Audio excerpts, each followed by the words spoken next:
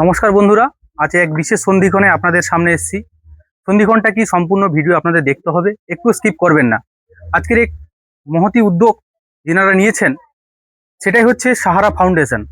ওই ফাউন্ডেশনের পক্ষ থেকে প্রতি বছর প্রতিনিয়ত সমাজের বিভিন্ন জায়গায় বিভিন্ন ক্ষেত্রে দুর্গত এবং অসহায় নিপীড়িত মানুষের পাশে সবসময় থাকেন। আজকেও সেই একইভাবে পবিত্র ঈদ উপলক্ষে সাময়িক উপহার দিয়েছেন। সাহারা ফাউন্ডেশনের কর্ণধাররা এখানে আছেন। স্যার, আপনাদের আজকে এই মহতি উদ্যোগের কারণটা কি? আমরা দেখছি আমাদের এই গ্রামের বিশেষ করে এলাকায় যে আমাদের মঞ্জুশ্রী এলাকায় যে সংখ্যালঘু অধ্যুষিত এলাকায় খুব প্রান্তিক মানুষের বাস আছে এবং তারা পবিত্র ঈদে রোজা করছেন এবং এই সংস্থার পক্ষ থেকে তাদের পাশে দাঁড়ানোর জন্য একটা উপহার আমরা তুলে দিচ্ছি। এখন বিশেষ করে এখন সবচেয়ে বড় সংকট হচ্ছে আমাদের সম্প্রীতি, মানুষের মধ্যে ঐক্য, এগুলো পরপর নষ্ট হয়ে যাচ্ছে। যে গ্রামে যে ঐক্য গড়ে উঠেছিল, মানুষের সম্প্রীতি যে গড়ে উঠেছিল, আস্তে আস্তে করে ওই জায়গা অনেকটা খালি হয়ে যাচ্ছে, ফাঁক হয়ে যাচ্ছে অনেকটা।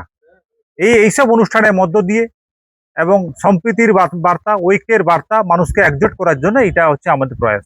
আপনাদের এই প্রোগ্রামে যিনারা উপস্থিত আছেন ওনাদের একটু পরিচয়টা দিলে ভালো হয়। আমি একদম ওই দিক থেকে বলছি, আমাদের উপস্থিত আছেন অবসরপ্রাপ্ত শিক্ষক এবং বিশিষ্ট সমাজসেবী সম্মানীয় কেন্দ্রাম সাহেব মহোদয় উপস্থিত আছেন।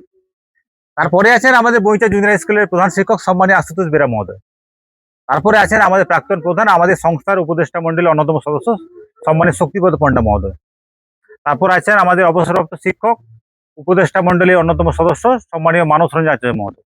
উপস্থিত আছেন প্রাক্তন প্রধান, এই সংস্থার উপদেষ্টা মন্ডলীর অন্যতম সদস্য সম্মানীয় তুইনা বেগম মহোদয়। তার পাশে আছেন আমাদের কোষাধ্যক্ষ শেখ নাজিমুল ভাই। তারপরে প্রাক্তন সদস্য সাকিনা বিবি মহোদয় আছেন, অবসরপ্রাপ্ত শিক্ষক সম্মানীয় জাকির হোসেন বেগ মহোদয় আছেন। উপস্থিত আছেন আমাদের আমাদের প্রতিবন্ধী ভাই, আমাদের মেম্বার, অন্যতম মেম্বার ময়রাজুদ্দিন শাহ আছেন, আবু খালেক আমার ওদিকে বসছেন, আমাদের শেখ জামশেদ আছে, আমাদের বক্তিয়ার দা আছেন, সানি আছে, ফারুক দা আছেন, অন্যান্য সবাই আছেন। সাহারা ফাউন্ডেশন প্রতিষ্ঠা কত সালে হয়েছিল? 2023 সালে।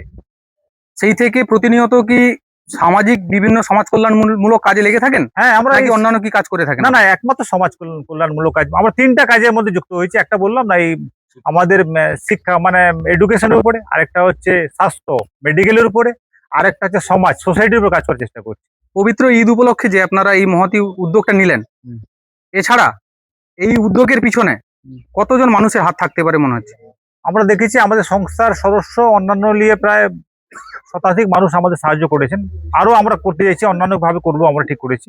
আজকে অ্যাপ্রক্স কতজন মানুষকে এই উপহারটি তুলে দিলেন? আমরা 150-র বেশি করেছি, আরো করব আমরা 150-র বেশি আরো করা হবে। আর আপনারা এই সমাজকে কি বার্তা দিতে চাইছেন? আমরা বার্তা দিচ্ছি, একটা হচ্ছে পবিত্র ঈদের জন্য আমরা উপহার তুলে দিচ্ছি মায়েদের কাছে। এটা আমরা আগেই বলেছি, কোনো দানের কোনো বিষয় না, উপহার কেবলমাত্র।